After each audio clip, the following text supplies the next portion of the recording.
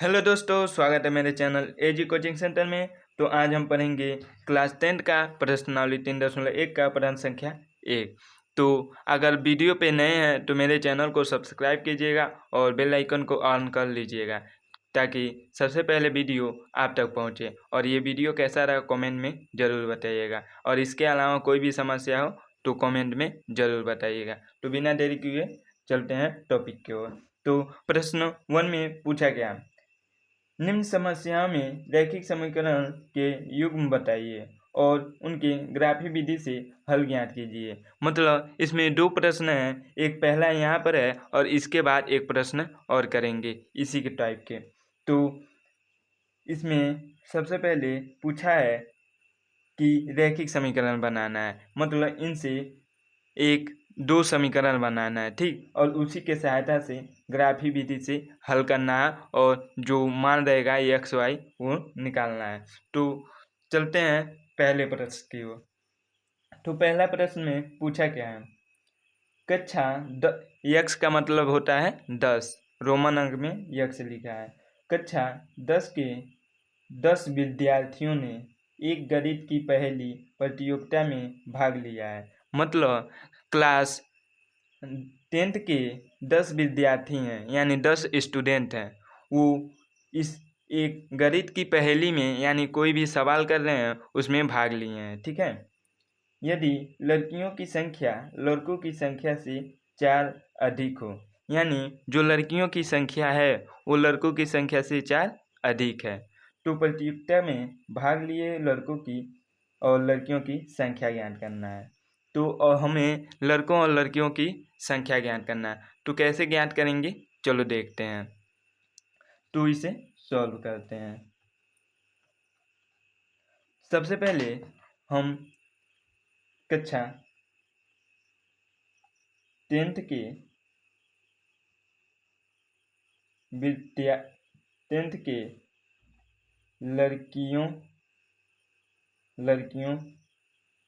की संख्या बराबर एक्स मान लेते हैं, ठीक। उसके बाद कक्षा 10th के लड़कों की संख्या वाई मान लेते हैं, ठीक। ये हमने मान लिया, मतलब जो क्लास 10th में है उसे उन लड़कियों की संख्या को x मान लिए और लड़कों की संख्या को y मान लिए। उसके बाद इस प्रश्न में क्या कहा है, यानी प्रश्नानुसार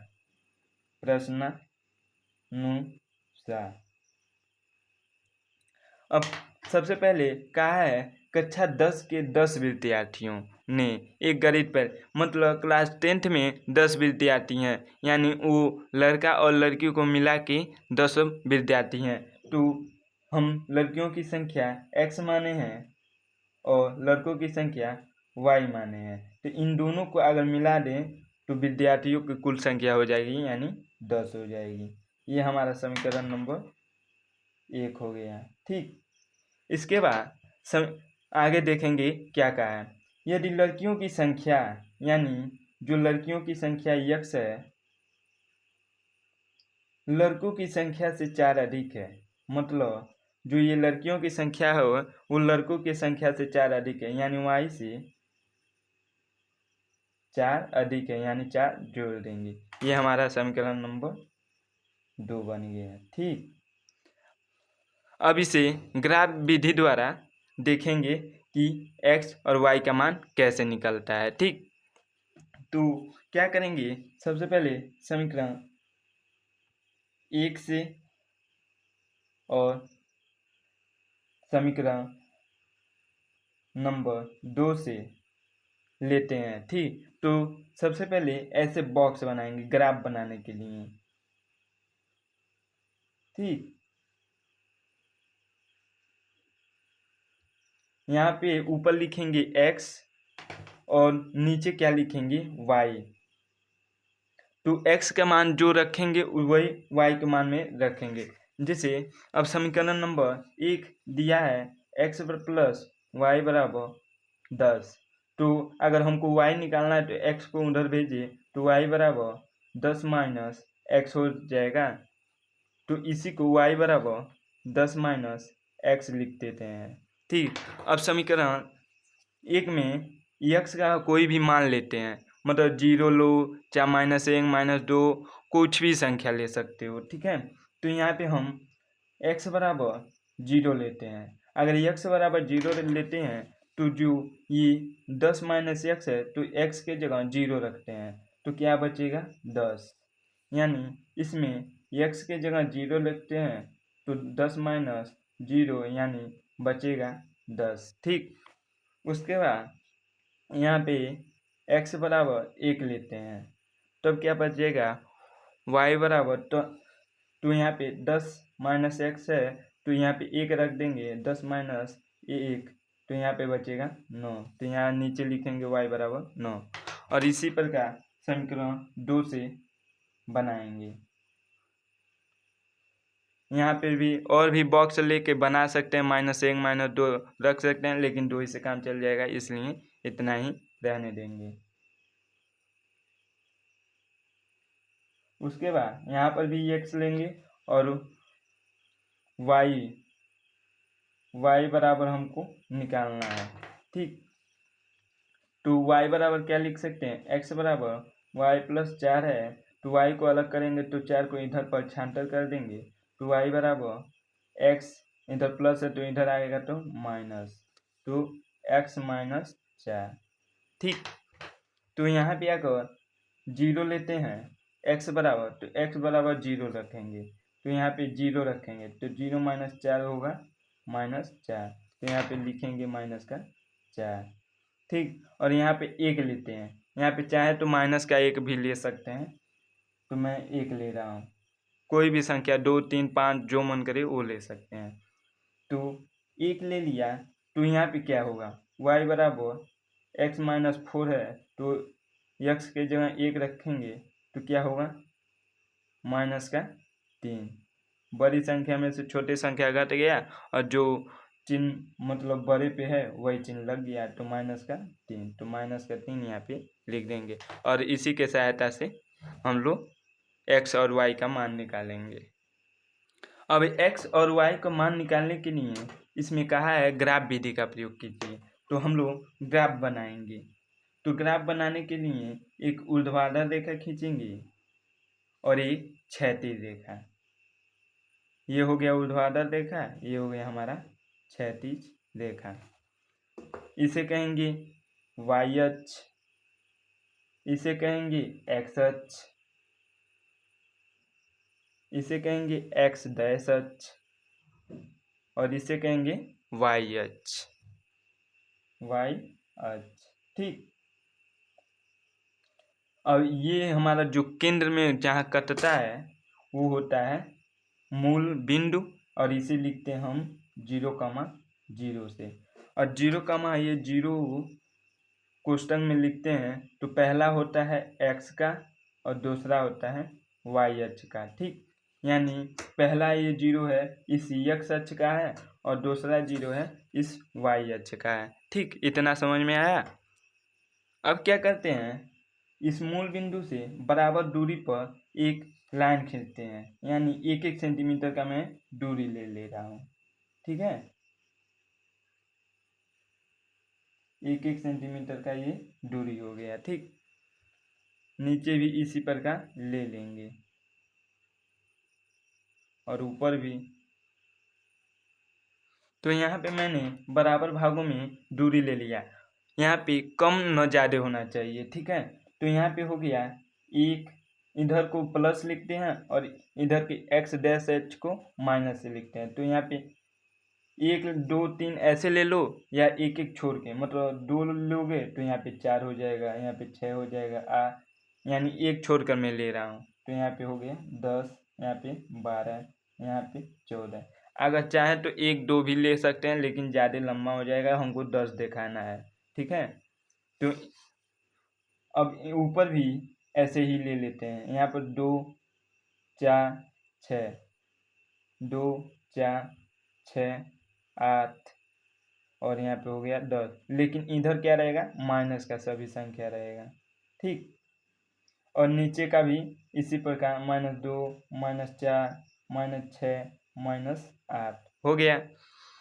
अब समीकरण 1 से इसे बिंदु पर रखते हैं। समीकरण x का मान 0 है तो x का मान यहाँ पे 0 हो गया और y का मान कितना है 10, तो y का मान ऊपर तक जाएगा। तो इसे थोड़ा और बढ़ा लेते हैं, ऐसे करके यहाँ तक बढ़ा लेते हैं।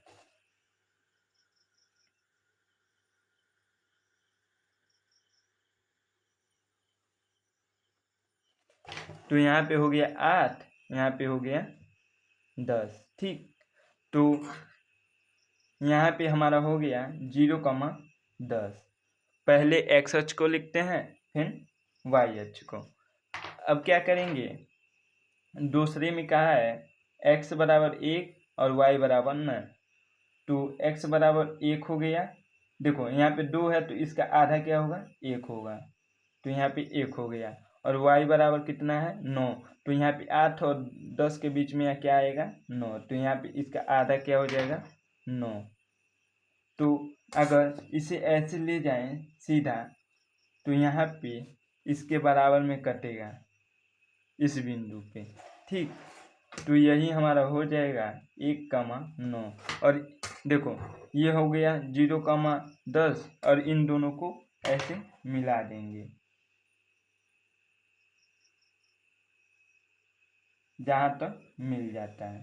ठीक, अब इसी प्रकार समीकरण 2 से लेंगे x बराबर 0 और y बराबर -4, तो यहाँ पे हो गया हमारा 0,-4।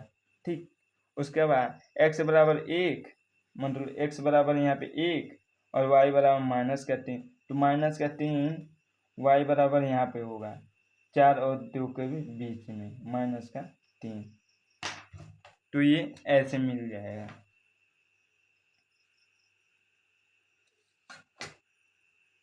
सॉरी, यहाँ पे -3 हो गया और यहाँ पे 1, तो यहाँ पे ऐसे बिंदु आएगी, यहाँ पे मिलेगी, जो यहाँ पे होगा वही हमारा 1,-3 होगा और इसे मिला देंगे बिंदु को।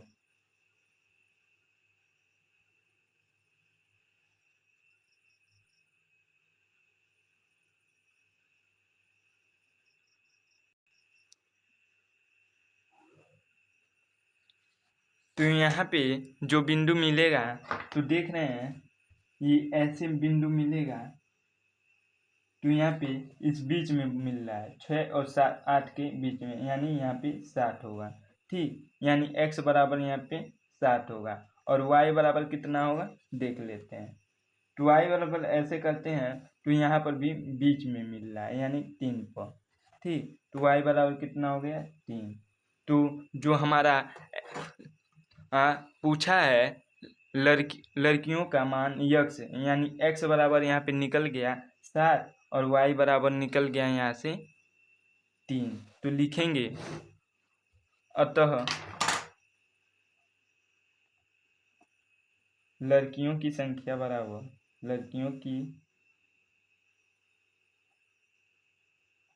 बराबर यानी x बराबर 7 हो गया, क्योंकि पहले 7 ही लिखते हैं x को, और लड़कों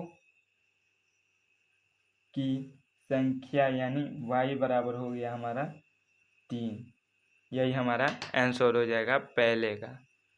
अब ठीक पहले की तरह ये दूसरा क्वेश्चन में भी पूछा है, तो इसे सॉल्व करते हैं।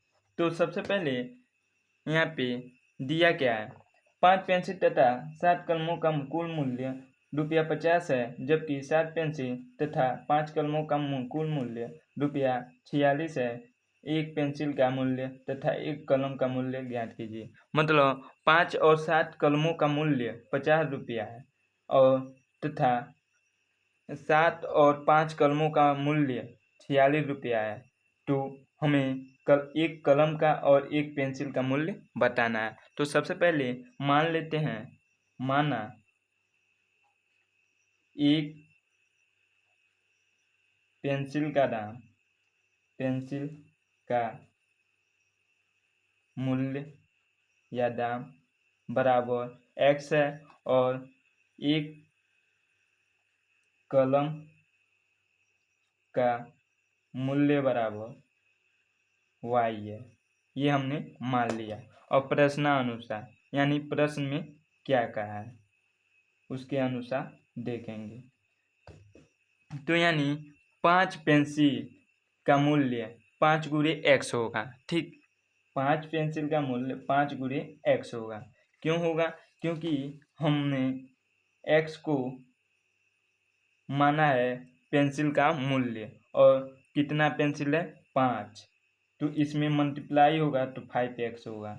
इसी प्रकार 7 कलमों का मूल्य बराबर 5x प्लस 7y, क्योंकि कलम का मूल्य हमने y माना है, तो 7 कलमों का कुल मूल्य कितना होगा? 7y होगा। बराबर कितना होगा? 50। क्यों होगा? क्योंकि 5 पेंसिल तथा 7 कलमों का कुल मूल्य 50 रुपया है। ये हमारा समीकरण नंबर 1 हो गया। इसी प्रकार समीकरण नंबर 2 बनाएंगे। 5 कलमों का मूल्य 7 पेंसिल यानी 7x प्लस 5 कलमों का कुल मूल्य यानी 5y बराबर कुल मूल्य 46 रुपये यानी 46। ये हमारा समीकरण नंबर 2 हो गया। अब समीकरण 1 से और समीकरण नंबर 2 से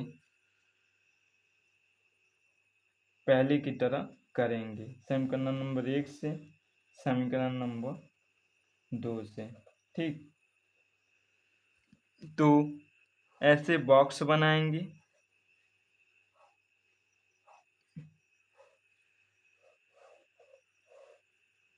ठीक, ऊपर रख लेंगे x और नीचे रख लेंगे y, और y बराबर यहाँ पे क्या लिखेंगे वो भी देख लेते हैं। तो y बराबर समीकरण 1 से क्या रखेंगे?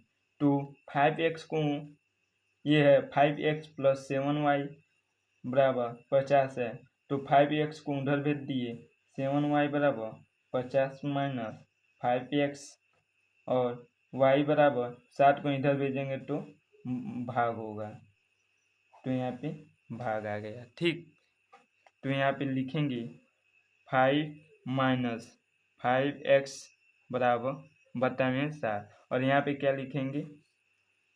ठीक इसी प्रकार यहाँ पर भी लिखेंगे 7x प्लस 5y बराबर 46 है, तो 7x को उधर भेज दिए तो 5y बराबर 46 माइनस 7x, और 5 को इधर भेज दिए तो बटे में आ जाएगा, तो y बराबर कितना हो गया? 46 माइनस 7x बटा 5। तो यहाँ पे x बराबर, यहाँ पे कोई भी संख्या लेते हैं, जैसे 2 ले लेते हैं, तो यहाँ पे क्या होगा? 50 माइनस 5x बराबर 7 है, तो x बराबर 2 लिए तो 50 माइनस 5 गुणे 2 बराबर 7 हो गया।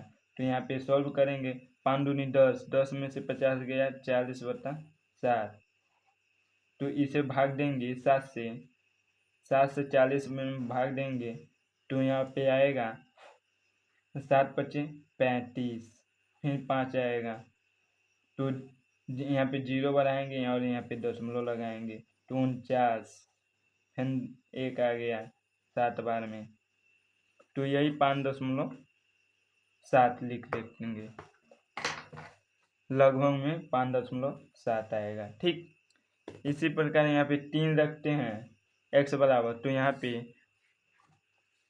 पे हो गया 3, तो यहाँ पे 3 का गुणा 5 में करेंगे, 3 पचे 15, और 15 में 50 से घटाएंगे तो बचेगा 35, 35 बटा 7, और 7 से 5 बार में कट जाएगा यानी 5। इसी प्रकार यहाँ पर भी x बराबर 2 लेते हैं तो क्या होगा? तो यहाँ पे हो गया 46 माइनस 7x बटे में 5 दिया है, तो x बराबर 2 लेते हैं, तो यहाँ पे गुणे में 2 हो जाएगा, x बराबर 2 लेते तो 7 दूनी 14, 46 माइनस 14 बटे में 5, इसमें से घटाएंगे तो 6 में से 4 जाए 2, 4 में से 1 जाए 4 में से गया 3, यहाँ पे बटे में 5, और इसका भाग देंगे तो 5 छक्के 30 और 2 बच्चा तो दशमलव लगाएंगे और 5 चौको 20, 5 चौको 20 यानी 6.4 आएगा। और इसी प्रकार 3 ले लेते हैं यहाँ पे, तो यहाँ पे 3 लेते हैं तो 3 सत्ते 21, माइनस का 21 है तो 46 में से 21 घटाएंगे, 46 में से 21 घटाएंगे तो 5 यहाँ पे 2 यानी 25, 25/5, 25/5 बचा, इससे काटेंगे तो यहाँ पे हो जाएगा 5। ठीक, अब इसी के अकॉर्डिंग हम लोग ग्राफ से हल करेंगे। ठीक, तो यहाँ पे एक ग्राफ बनाते हैं, एक हो गया मेरा क्षैतिज और एक हो गया ऊर्ध्वाधर। ये हो गया हमारा क्षैतिज रेखा। ये हम जानते हैं एक्स अक्ष, वाई अक्ष, एक्स डैश अक्ष, वाई डैश अक्ष। ठीक, इसे कहेंगे मूल बिंदु, यानी 0,0 से लिखेंगे और बराबर भागों में इसे बांट देंगे। ठीक,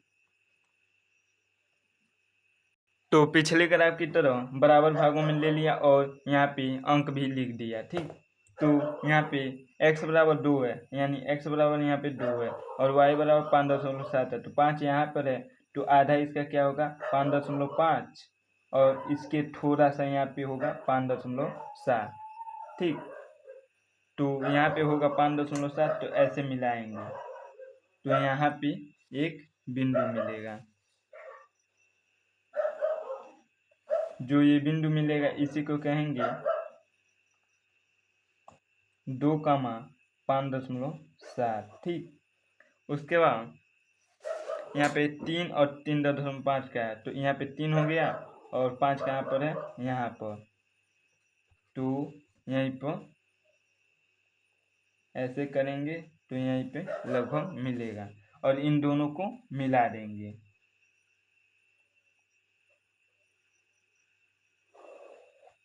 ठीक, ये हो गया हमारा ये वाला 3,5। ठीक, उसके बाद यहाँ पे दूसरे समीकरण की बात करेंगे तो 2 रहेगा, तो 2 यहाँ पर है और 6.4 इसका, तो 6.4 यहीं पर कहीं होगा, तो इसी के अकॉर्डिंग यहाँ पे करेंगे और 3 और 3.5 यहीं पर है, यानी यहाँ पर, तो यहीं पर ऐसे मिलेगा ये भी रेखा। तो x का देखो यहीं पर कटा तो 3,5 आया, तो x का मान हो गया 3 और y का मान हो गया 5, तो यहाँ पे लिखेंगे अतः एक पेंसिल का मूल्य जिसे y माने थे, पेंसिल का मूल्य जिसे x माने थे, तो x बराबर 3 हो गया और कलम का मूल्य यानी y बराबर हमारा हो गया 5। यही हमारा आंसर हो गया। ठीक, तो उम्मीद होगा ये वीडियो पसंद आएगा तो मेरे चैनल को सब्सक्राइब कीजिएगा और कमेंट में बताइएगा कि ये वीडियो कैसा रहा। तो मिलते हैं अगले वीडियो में, तब तक के लिए जय हिंद, जय भारत।